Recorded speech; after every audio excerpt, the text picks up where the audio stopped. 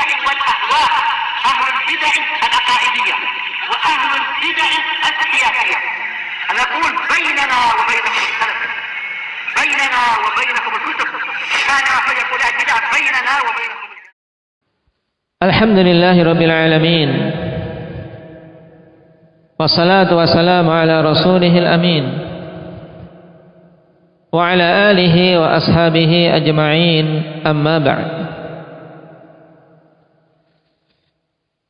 Setelah kita murajaah tadi pembahasan yang lalu berhubungan dengan keutamaan sahabat yang mulia Abdullah ibnu Mas'ud radhiyallahu anhu.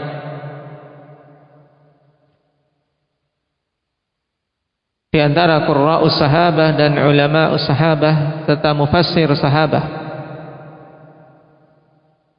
Sekarang kita masuk pada poin yang ke-546. Dibaca Indah Kasha. Silakan.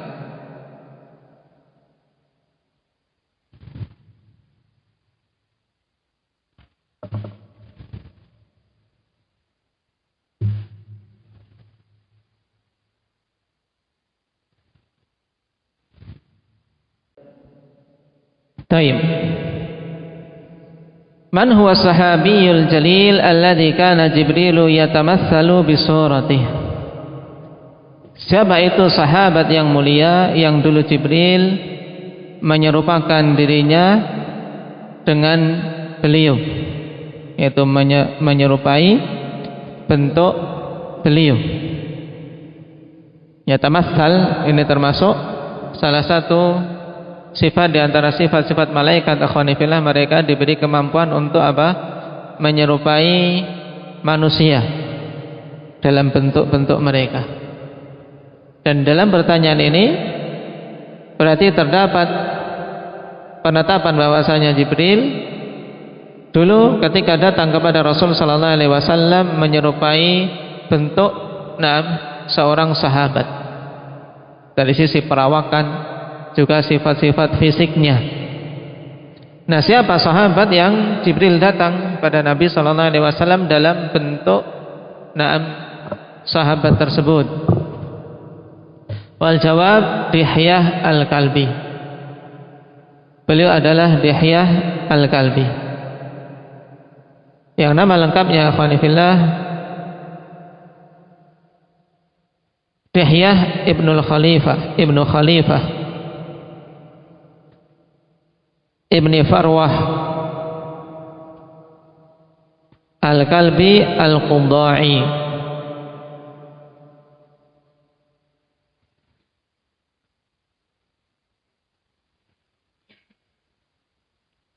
Kita baca dulu dalil yang disebutkan di sini. Wa dalilu hadithu Abi Uthman qala umbitu anna Jibril alaihi salam ata an-nabiy sallallahu alaihi wasallam wa indahu ummu Salamah faja'ala yuhaddithu thumma qama faqala an-nabiy sallallahu alaihi wasallam li ummi Salamah man hadha aw kama qalat hadha Dihyah. Qalat ummu Salamah aymullah ma hasibtuhu illa iyyah hatta sami'tu khutbata nabiyillah sallallahu alaihi wasallam yukhbiru Jibril aw kama qala faqultu li Abi Uthman mimman sami'ta hadha qala min Usamah bin Zaid. Rawahul Bukhari wa Muslim. Dalilnya adalah hadis Abi Uthman. Beliau mengatakan telah disampaikan berita kepadaku umbitu fi'il madhi sulasinya apa? Indak alif umbitu. Kalau antum mau mencari di kamus, cari di mana ini? Mencari di huruf nun. Naam, dari naba'ah. Dan di sini diubah menjadi apa? Thulathi mazid, amba'a. Kemudian menjadi sighah majhul, umbitu. disampaikan berita kepadaku.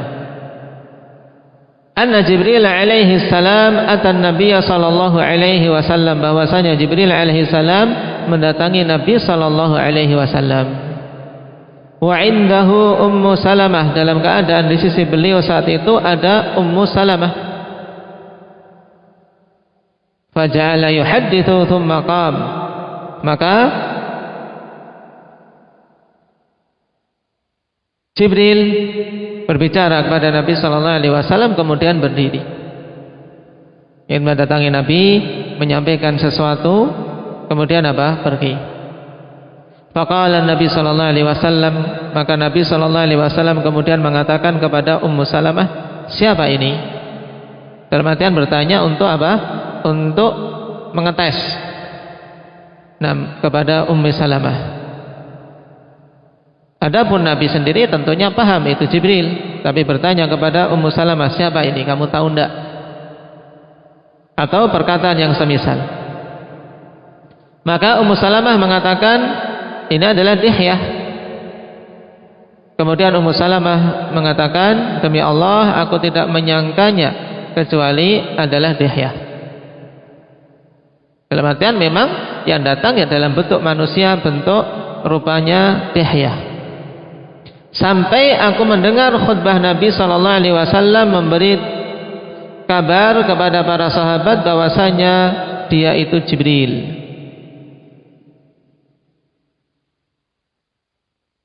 Atau yang semisal yang dikatakan oleh Nabi. Kemudian aku katakan kepada Abi Uthman, dari mana engkau mendengar hal ini? Maka Abu Uthman menjawab, dari Usamah ibn Zaid. Di sini terdapat penjelasan bahwasanya Jibril mendatangi Nabi sallallahu alaihi wasallam dalam bentuk Dihyah al-Kalbi. Juga dalil yang lain, wa hadits Abi Hurairah wa Abi Dzar radhiyallahu anhuma qala kana Rasulullah sallallahu alaihi wasallam yajlisu baina dhahranai ashabihi. Adalah dulu Rasulullah sallallahu alaihi wasallam duduk di tengah-tengah sahabat-sahabat beliau. Fayaji'ul gharibu fala yadri ayyuhum huwa hatta yas'al. Maka datanglah al-gharib, seorang yang asing. Fala yadri ayyuhum huwa, dalam keadaan beliau tidak mengetahui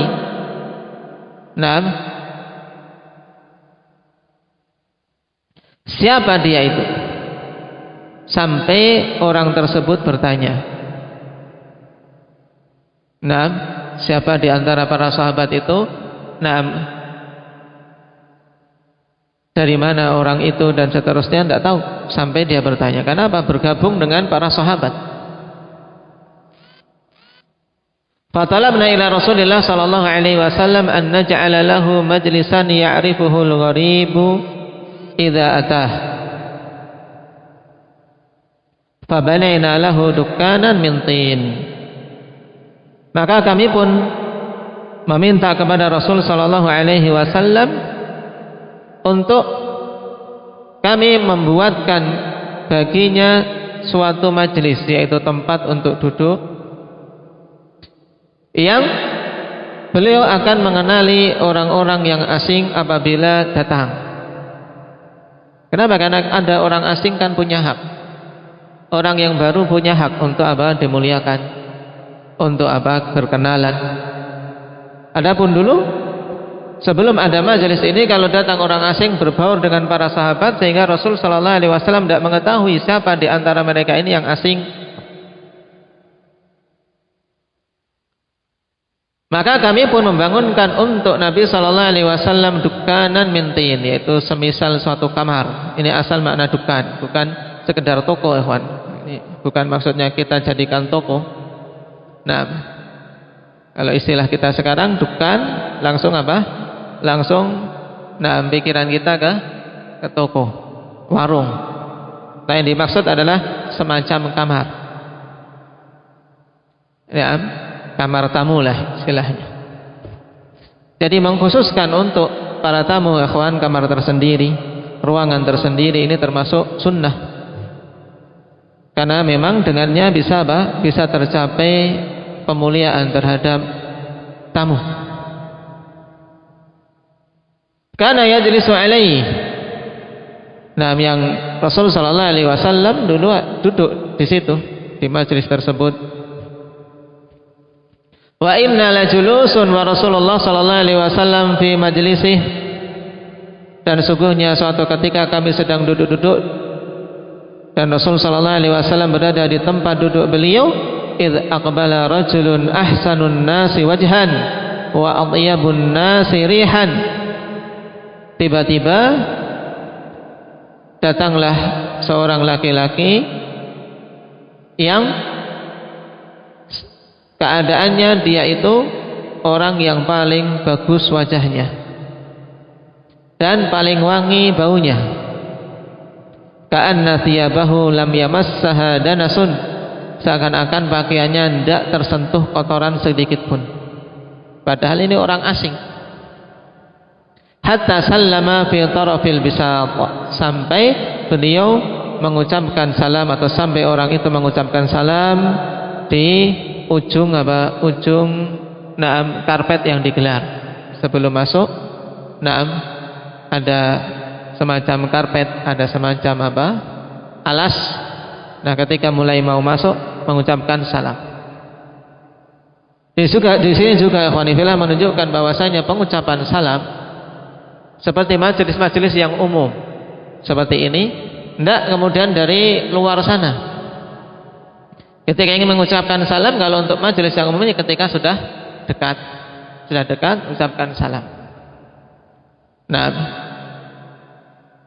dan dulu telah kita bahas juga apabila dikhawatirkan mengganggu karena sedang pembicaraan, sedang disampaikan pelajaran, ketika datang ya salam kepada yang dekat, yang dia mau duduk di sampingnya, salam dengan orang-orang yang ada di dekatnya.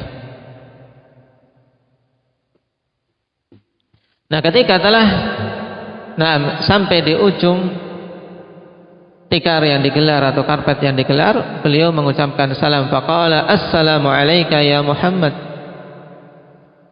Semoga keselamatan atasmu wahai Muhammad. Tsumma qala, kemudian dia mengatakan, la walladzi ba'atsa Muhammadan bil haqqi hudan wa basyira ma kuntu bi'alama bihi min rajulin minkum wa innahu la Jibril alaihi salam nazala fi surati Dihyah al-Kalbi. Tidak, demi zat yang telah mengutus Muhammad, ini Nabi sallallahu alaihi wasallam yang mengatakan. Setelah Jibril tersebut mengucapkan salam, kemudian ada hadis yang diringkas di sini. Kemudian Nabi mengatakan di akhir hadis, tidak, dalam artian aku tidak kenal juga. Demi zat yang mengutus Muhammad dengan hak sebagai pemberi hidayah dan sebagai pemberi kabar gembira, tidaklah aku lebih tahu tentang orang ini daripada salah seorang di antara kalian. Maksudnya apa? Maksudnya bahwasanya di awal-awal aku pun tidak tahu. Nah, seperti kalian tidak tahu tentang siapa orang ini. Dan sungguhnya dia adalah Jibril yang turun dalam bentuk Dihyah al-Kalbi. Setelah apa? Setelah diturunkan wahyu kepada Nabi sallallahu alaihi wasallam, baru mengetahui bahwasanya laki-laki yang datang dalam bentuk Dihyah ini adalah Jibril alaihi salam. Di sini jelas alhamdulillah bahwasanya Dihyah al-Kalbi adalah seorang sahabat yang dulu Jibril ketika datang kepada Nabi sallallahu alaihi wasallam datang dalam bentuk beliau. Hadis rawahu An-Nasa'i wa sahahu Albani fi Sahihin Nasa'i. Nah, soalun nahwi, ada pertanyaan nahwu ini. Indak Iqbal. Rajulun ahsanun nasi wajhan. apa i'rabnya wajhan? Sudah ketemu? Baris kedua dari atas. Idz aqbala rajulun ahsanun nasi wajhan.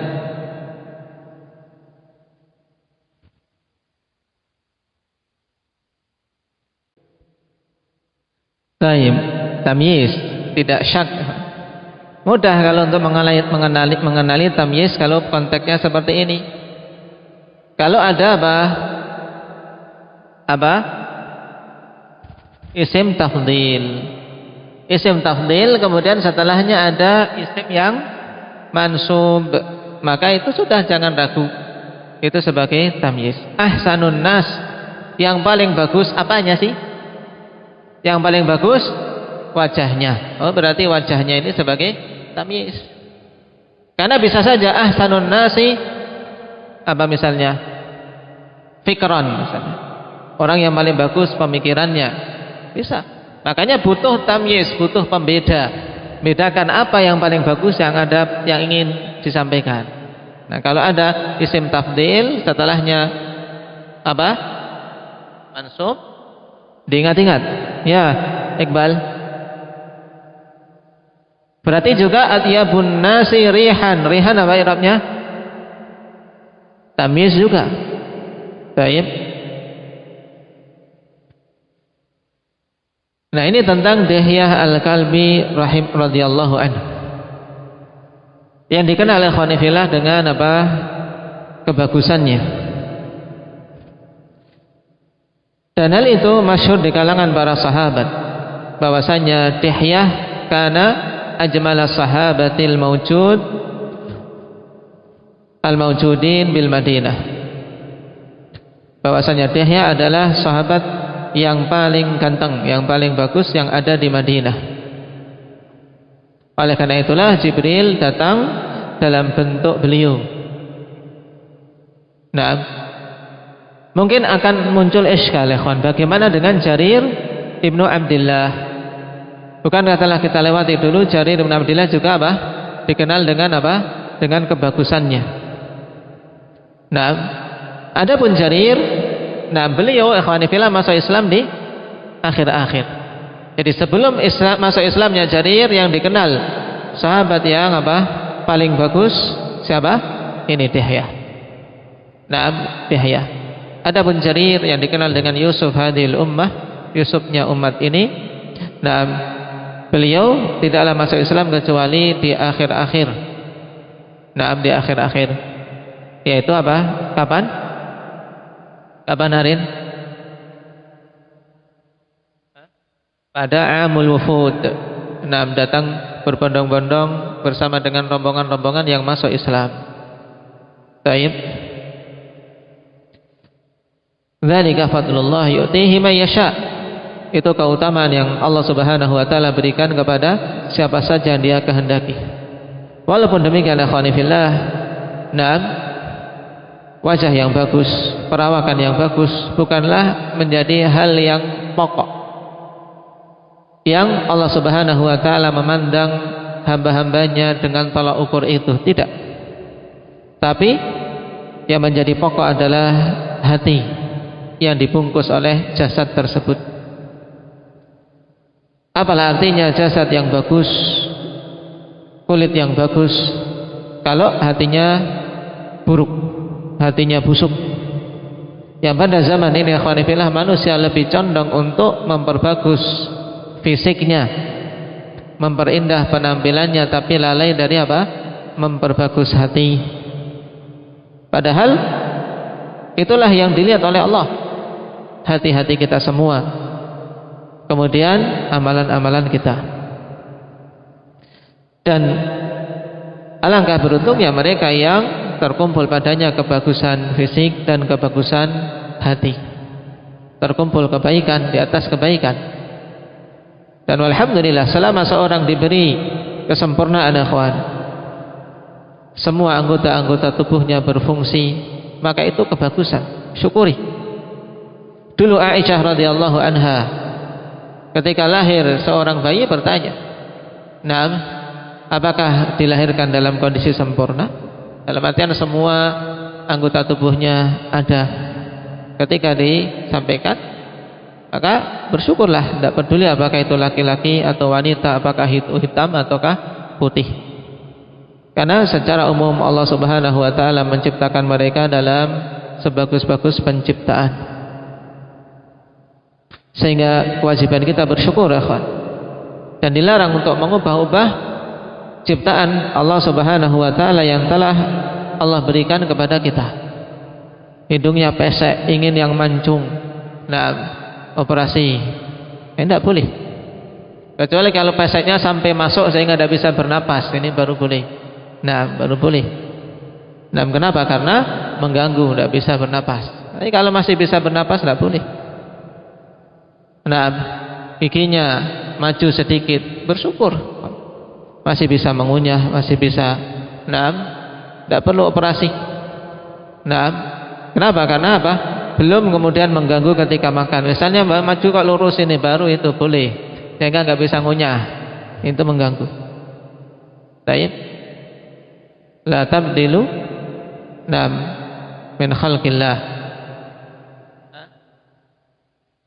Dilarang kalian mengubah-ubah ciptaan Allah Subhanahu wa taala.